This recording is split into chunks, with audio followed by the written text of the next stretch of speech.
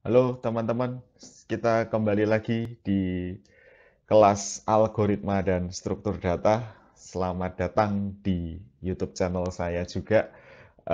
Kita kali ini akan membahas satu bahasan yang bersifat basic dalam bahasa C. Setelah pertemuan lalu kita membahas tentang struktur data array dan juga matriks. Kali ini kita masuk lagi ke dasar pemrograman C. Kita akan membahas tentang fungsi. Jadi eh, kita pernah bahas bahwa bahasa C adalah pemrograman yang berbasis fungsi. Buktinya ketika Anda mau ngoding, Anda sudah dapat satu fungsi namanya main. Fungsi ini adalah fungsi yang wajib ada ketika Anda membuat sebuah program menggunakan bahasa C. Nah, kita akan membahas tentang bagaimana sih membuat fungsi yang lain selain main. Bagaimana sih caranya kita membuat apa namanya fungsi-fungsi yang lain tetapi tetap dalam satu kesatuan. Kalau boleh saya analogikan atau boleh saya samakan, fungsi itu seperti apa namanya bagian-bagian dari tubuh manusia. Jadi program itu seperti tubuh manusia. Terus di tubuh manusia itu ada mata. Mata itu berfungsi untuk melihat. Lalu ada telinga berfungsi untuk mendengar. Ada tangan ya berfungsi untuk menyentuh seperti ini. Ada kaki berfungsi untuk berjalan, ada mulut berfungsi untuk berbicara dan seterusnya. Nah, dalam pemrograman juga sama. Program secara keseluruhan memiliki bagian-bagian yang memiliki fungsi masing-masing. Ada fungsi untuk ini, input misalnya, ada fungsi untuk mencetak, ada fungsi untuk memproses dan seterusnya. Baik, contoh misalnya kalian punya aplikasi seperti ini. Apa ini? Kalkulator. Ya, kalkulator. Nah, ini adalah satu program yang utuh. Tetapi di dalam program ini terdapat banyak fungsi-fungsi. Ya, ada fungsi untuk menjumlah. Sama kayak manusia, ada fungsi untuk melihat. Ada fungsi untuk mengurangi, sama seperti manusia. Ada mulut, fungsinya untuk berbicara. Nah, ada kali, berarti ini ada fungsi untuk mengalihkan. Ada bagi, fungsi untuk membagi dua buah bilangan. Jadi, fungsi itu adalah membagi bagian-bagian dari sebuah program yang besar ke dalam bagian-bagian yang kecil sesuai dengan manfaatnya, sesuai dengan fungsinya. That's why itu disebut sebagai fungsi. Jadi kalau kita bicara program kalkulator seperti ini, paling tidak tadi kita sudah sebutkan ada fungsi jumlah, fungsi untuk mengurangi, fungsi untuk mengalih, fungsi untuk bagi. Misalnya saya 9 ditambah 6 gini, ini berarti ketika saya klik sama dengan fungsi tambah ini dipanggil. Begitu fungsi tambah dipanggil, ya nanti keluar angka 15. Gitu. Tergantung fungsi mana yang dipanggil. Oke, sekarang kita langsung ke bahasa C saja, teman-teman. Ya, selama ini kita bikin kalkulator sederhana, pakai bahasa C, kita belum pakai fungsi. Artinya kita campur aduk semua kemampuan dari program kalkulator itu di dalam satu apa namanya, satu wadah gitu ya. Jadi satu kesatuan yang campur aduk. Contohnya gini, saya punya int x sama dengan 9, lalu int y sama dengan 3. Lalu saya punya int jum sama dengan x plus y. Ini kan. Lalu saya punya int kurang, itu adalah x min y. Lalu int kali, itu adalah x kali y, gini. Lalu int bagi, itu sama dengan x dibagi y seperti ini. Lalu saya cetak printf, ya, jumlah adalah persen %d, lalu backslash n, di mana persen %d ini mengacu kepada jum, ini kan. Lalu untuk yang kurang kali bagi juga diperlakukan sama, ya.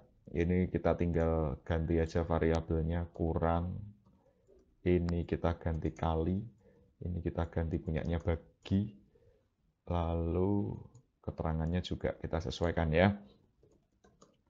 Oke, selama ini kita buat apa namanya program kalkulator ya seperti ini. Kalaupun modifikasi biasanya X dan Y-nya kita buat inputan, kan gitu ya. Inputkan X, inputkan Y, atau inputkan bilangan pertama, inputkan bilangan kedua, dan seterusnya. Biasanya seperti itu. Ya, lalu kita jalankan program ini. Sorry.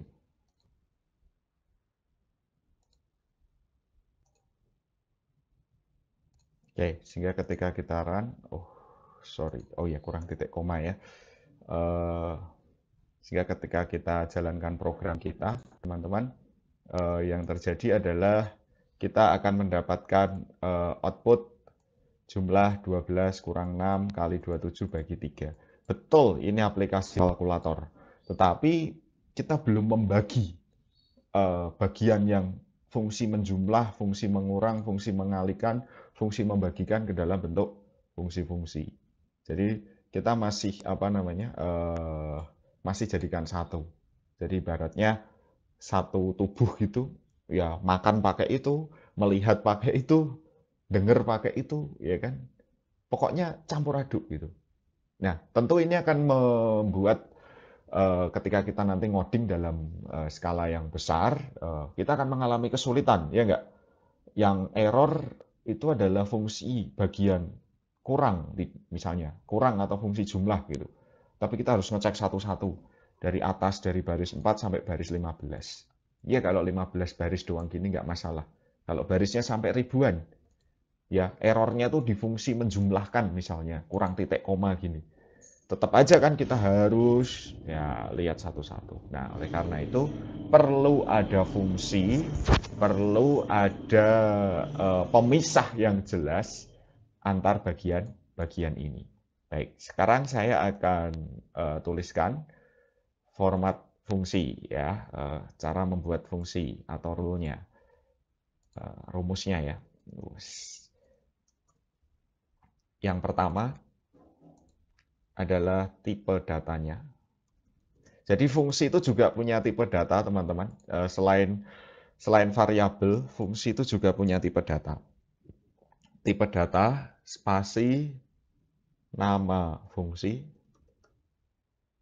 lalu buka kurung, parameter. Parameter itu opsional, boleh ada, boleh tidak. Lalu isi fungsinya. Biru sudah ya, saya ganti warna dulu. Oke.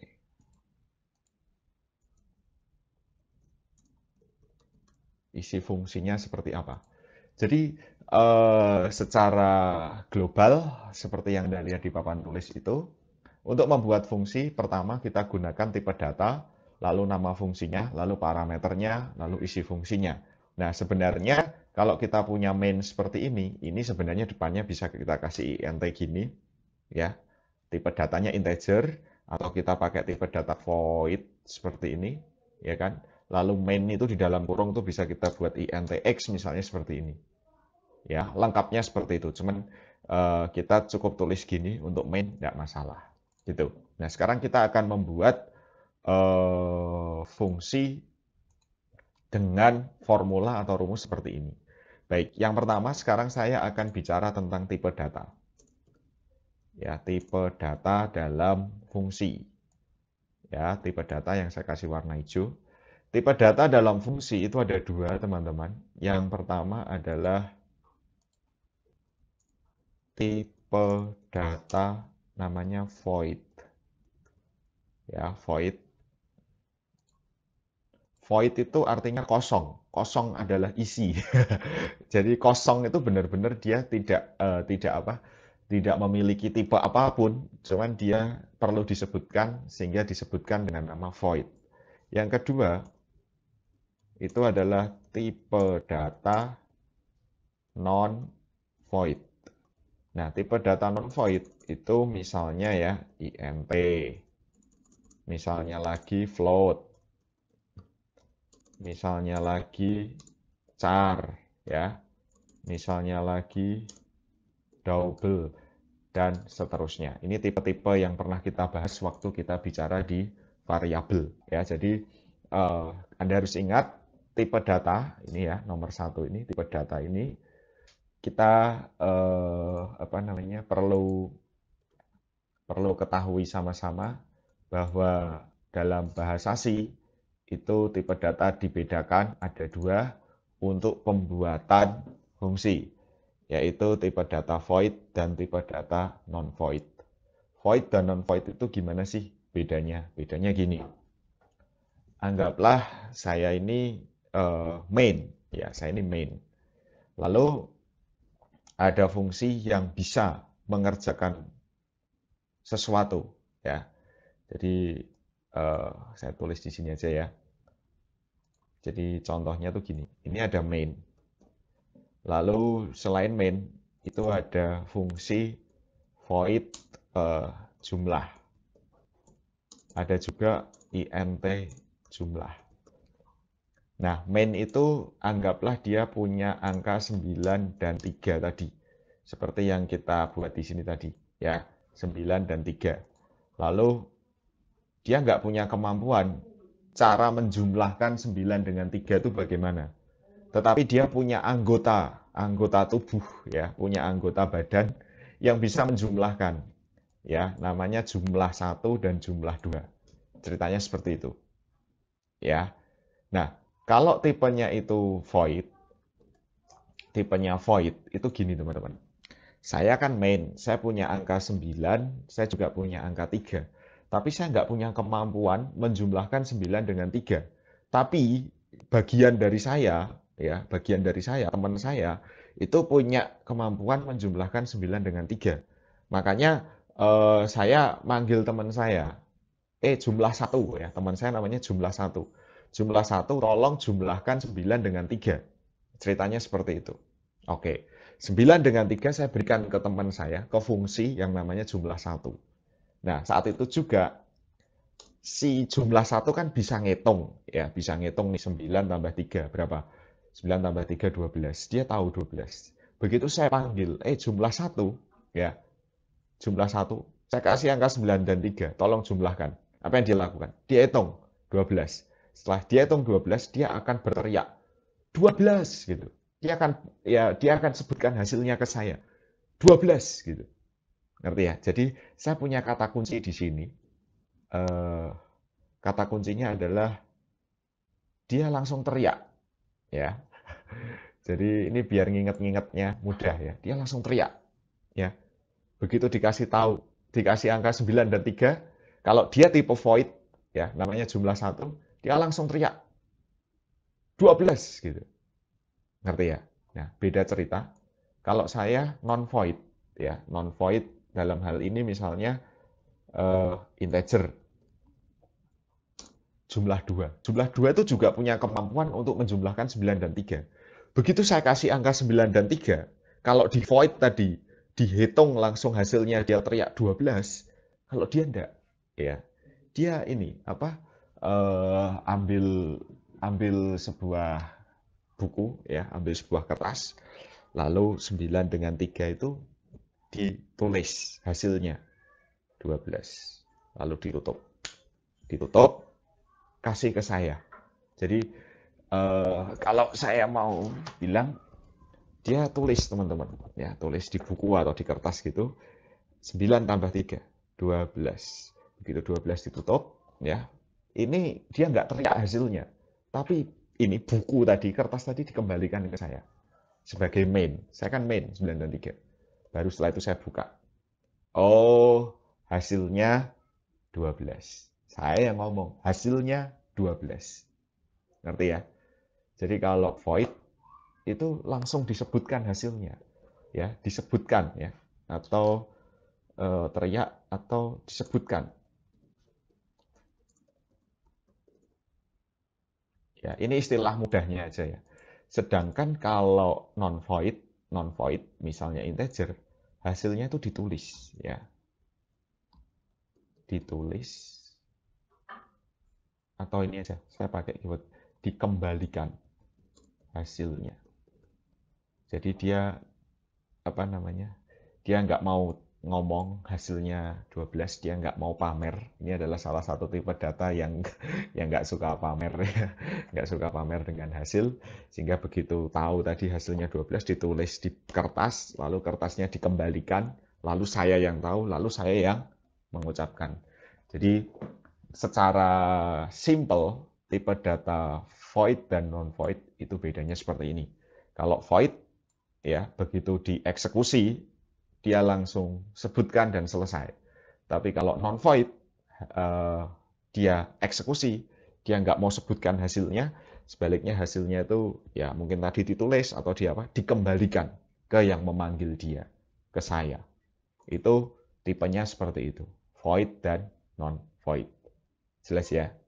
Oke, langsung aja ke praktek. Misalnya saya punya seperti ini tadi, teman-teman. Saya punya angka 9 dan 3, tapi saya nggak punya kemampuan ini, kemampuan menjumlah ini. Ya, jadi ketika 9 dan 3 ini mau saya jumlahkan, saya perlu memanggil teman saya. Nah, oke, saya buat di sini, bawahnya sini, void. Tadi void apa? Jumlah 1. Jumlah 1.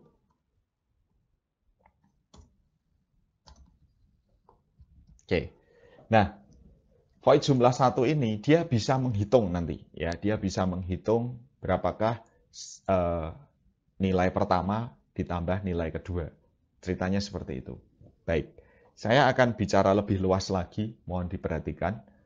Ketika saya tadi yang punya 9 dan 3 mau minta tolong dihitungkan sama jumlah 1, maka saya harus memberikan memberikan nilai 9 dan 3 ini ke jumlah 1. Ya, anggaplah ini 9, ini 3. Ya, saya punya dua benda ini 9, ini 3. Dan Anda adalah jumlah 1. Ketika saya mau memberikan ini kepada Anda seperti ini, maka Anda harus punya tangan.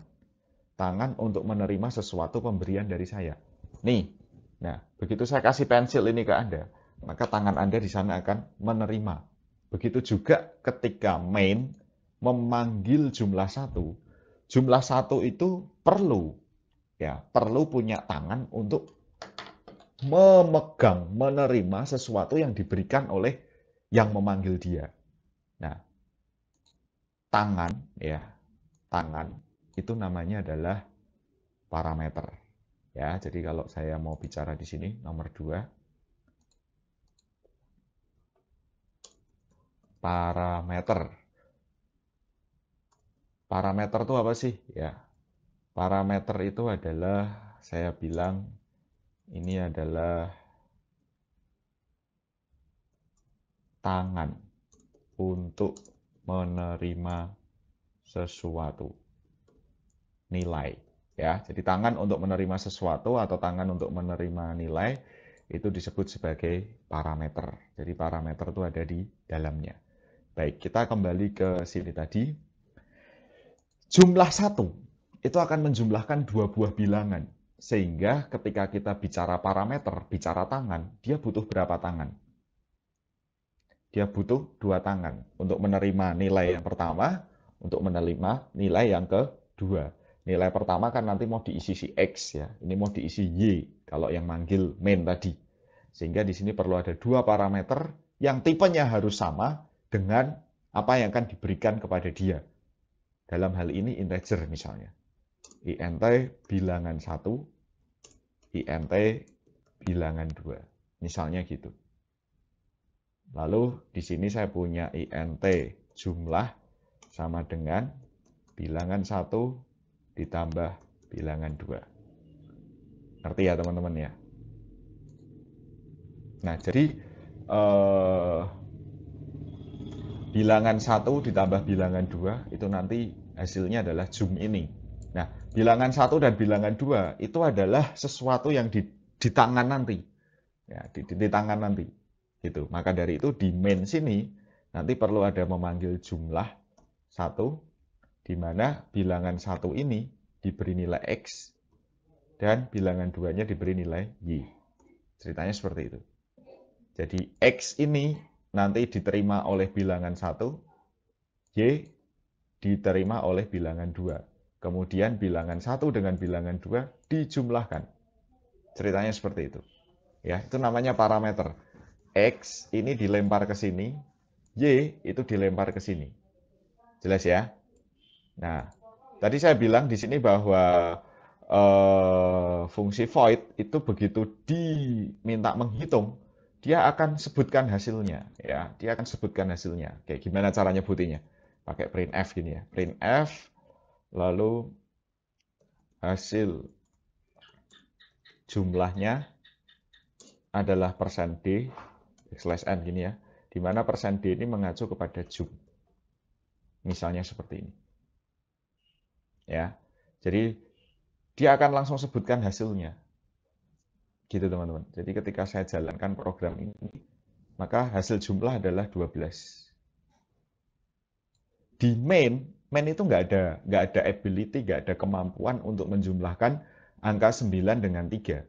9 tambah 3 dia nggak ngerti caranya. Gimana? Makanya dia minta tolong temennya yang namanya jumlah 1. Jumlah 1 kebetulan punya 2 tangan ya untuk nerima bilangan 1 dan nerima bilangan 2. Bilangan 1 ini nanti diisi dengan X. Ya, bilangan 2 diisi dengan Y. Berarti ini adalah cara memanggil fungsi.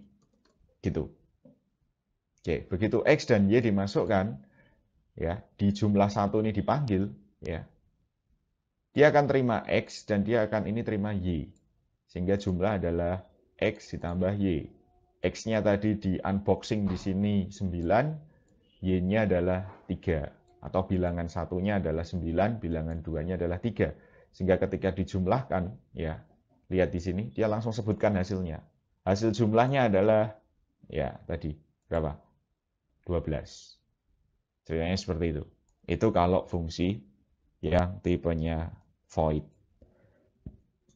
Nah, beda cerita lagi, teman-teman, kalau saya memanggil yang non-void. Non-void misalnya tadi, ini saya close dulu. Misalnya tadi adalah jumlah 2, int jumlah 2. Dia tidak diteriakkan, tetapi dia dikembalikan hasilnya. Sehingga ketika saya buat lagi di sini, int jumlah 2. Jumlah 2 punya berapa parameter untuk menerima nilai nanti? 2. int, anggaplah A, int B. Ini ya. Di mana A itu nanti untuk bilangan pertamanya, B untuk bilangan keduanya. Nah, saya punya int jum sama dengan A ditambah B. Kan gitu ceritanya. Nah, cara mengembalikan, kan tadi saya bilang di sini, kalau non-void itu dikembalikan hasilnya, ditulis di kertas, ditutup di amplop, kembalikan ke yang manggil dia. Itu caranya menggunakan keyword return. Return. Ya, kalau ini tadi langsung disebutkan. Kalau ini return. Yang di return apa? Yang dikembalikan apa? Jum. Ya, jum ini nanti dikembalikan. Nah, yang dikembalikan itu tipe datanya harus sama dengan tipe data fungsinya. Yang dikembalikan, ya catat baik-baik ini. Yang dikembalikan tipe datanya harus sama dengan tipe data fungsinya. Gitu. Nah, karena dikembalikan, maka ketika saya memanggil fungsi non-void itu beda dengan cara memanggil fungsi non-void. Ya, saya buatkan dulu variabel z misalnya. Z adalah jumlah 2 lalu x, y. Nah, perhatikan teman-teman, kenapa saya perlu variabel z? Karena variabel z itu untuk menampung hasil kembalian. Kan tadi ceritanya si jumlah 2 kan ditulis hasilnya 12 lalu di amplop kembalikan ke saya. Begitu kembali ke saya butuh tangan lagi, tangan untuk menerima. Nah, tangan untuk menerima ini saya namanya z, variabel z. Oh, ini 12. Nah, berarti saya perlu print di sini. Print hasil jumlah 2 ya adalah persen %d backslash n, di mana persen %d ini mengacu kepada z. gitu. Jadi yang koar-koar ya, yang menyebutkan hasilnya bukan fungsinya, tapi yang menyebutkan hasilnya adalah ya yang manggil tadi. Yang manggil kan main. Nah, main perlu variabel z. Nah, z ini disebutkan. Gitu. Jadi kalau di tipe data ya, tipe data non void itu bedanya seperti ini. Ya, ini yang void. Ini yang non void. Nah, ini tolong diingat-ingat supaya Anda tidak lupa, karena ini nanti kalau Anda ngoding pakai bahasa apapun, terutama keluarga besar bahasa C, prinsipnya sama. Ya. Nah, yang harus Anda catat, tipe data non-void wajib ada kata return-nya. Tipe data void tidak boleh ada return-nya. Jadi yang harus dicatat di sini, ya ini saya catat dengan besar supaya Anda tidak lupa ya. Tipe data fungsi, kalimatnya bagus, fungsi dengan tipe data void tidak boleh ada return. Fungsi dengan tipe data non-void wajib ada return-nya. Return itu keyword-nya.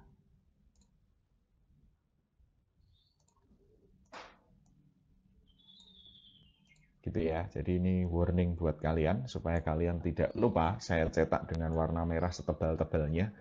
Kalau fungsi tipe datanya void tidak boleh ada return. Jadi kalau ini void gini, terus kalian di bawah sini tiba-tiba return zoom gini, itu tidak boleh teman-teman. Ya, tidak boleh. Ngerti ya? Oke, sebaliknya kalau tipe datanya non-void sampai kalian tidak ada returnnya gini, ini juga tidak boleh. Jadi harus ada return-nya. Jelas? Ya, tadi harus ada return-nya, return zoom gini. Baru nanti ketika dijalankan dia akan berfungsi sebagaimana mestinya. Oke.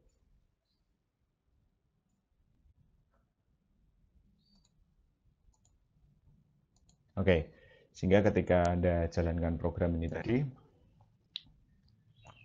hasil jumlah 12 ini perhitungan yang void, hasil jumlah 2, 12 itu yang non-void. Hasilnya sama, cuman perlakuannya berbeda. Kalau yang pertama itu menggunakan fungsi void, yang kedua menggunakan fungsi non-void. Untuk fungsi void, di dalamnya tidak boleh ada kata return. Sedangkan fungsi non-void di dalamnya wajib ada kata return. Kalau ini saya hapus seperti ini.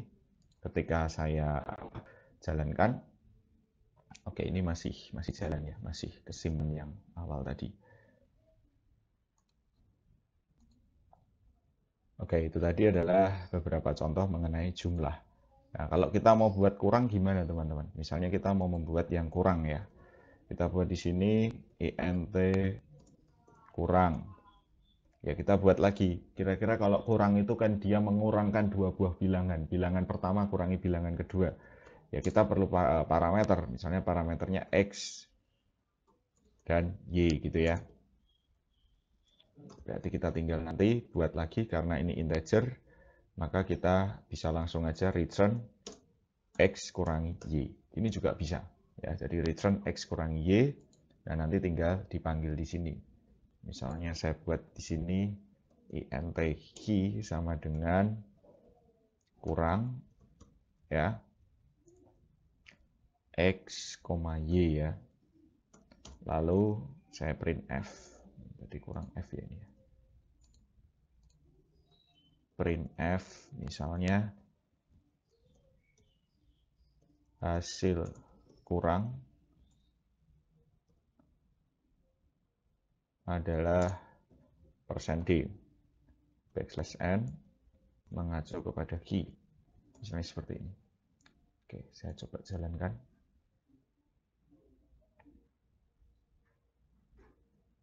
Oh, salah tadi. Oke, hasil kurang adalah 6. Ya, ini karena dia memanggil fungsi kurang di sini. Kurang adalah return X kurangi Y. Ya, X kurangi Y dipanggil di sini. X-nya 9 kurangi 3, 6. Begitu juga ketika kalian nanti mau membuat fungsi kali gitu ya. Ya, tinggal dibuat sama seperti ini juga bisa. Gitu ya. Nah, beberapa keunikan dalam bahasa C adalah ketika kita meletakkan fungsi itu sebelum fungsi main. Kalau ini kan fungsi-fungsi yang non-main itu kan ada setelah main ya. Ini main, kemudian ini non-main ya kan. Ini juga non-main. Andai kata nih, ini fungsi kurang ini saya pindah di atas sendiri sini. Kira-kira bisa nggak? Ya, ketika saya jalankan, ya di sini bisa ya, ada hasil kurang 6. Nah, tetapi sebenarnya teman-teman, sebenarnya kalau fungsi itu ada di atas di sini, artinya fungsi itu ada di apa namanya? Di sesuatu yang belum dikenali oleh main atau sesuatu yang mungkin nanti kalian ngoding fungsinya tidak terdeteksi, ya, maka perlu ada yang namanya deklarasi fungsi. Nah, kebetulan ini mau diletakkan di atasnya, diletakkan di bawahnya, tidak ada masalah. Ya, tetapi kalau misalnya nanti kalian ngoding ada sesuatu yang bermasalah, kita boleh juga, tapi ini opsional. Opsional itu kita copy judul fungsinya di sini, gini, lalu titik koma. Ini artinya apa? Di dalam aplikasi ini nanti akan ada fungsi yang namanya kurang. Akan ada fungsi juga yang namanya jumlah 1. Akan ada juga fungsi yang namanya jumlah 2. Jadi seperti ini. Jadi selain kita membuat fungsi seperti ini dengan isinya, ada juga yang namanya deklarasi fungsi. Deklarasi fungsi itu dilakukan kalau misalnya main tidak mendeteksi fungsi kita. Nah, kebetulan ini tadi main mendeteksi semua fungsi, meskipun letaknya ada yang di sebelumnya dan juga yang di sesudahnya. Jadi semua terdeteksi dengan baik oleh fungsi main. Nah, jadi dari sini kalian bisa menyimpulkan membuat fungsi itu selain membuat juga perlu dipanggil. Nah, ini tadi cara memanggil fungsinya. Oke, gitu teman-teman. Ini salah satu bagian yang cukup penting di dalam pemrograman, yaitu fungsi. Saya harap kalian berlatih membuat fungsi yang lain selain fungsi kalkulator, ya, selain fungsi penjumlahan, pengurangan, perkalian. Misalnya tugas-tugas yang kemarin itu dibuat fungsi semua misalnya. Buat latihan di rumah, ya kan? Fungsi untuk mentranspos matriks itu gimana, fungsi untuk menjumlahkan matriks itu gimana. Nah, itu bisa menjadi challenge buat Anda untuk berlatih di rumah. Baik, kali ini materi saya cukup sekian. Terima kasih banyak atas perhatiannya. Tetap sehat, tetap semangat, dan tetap rajin belajar. Terima kasih banyak. Sampai ketemu di kelas berikutnya.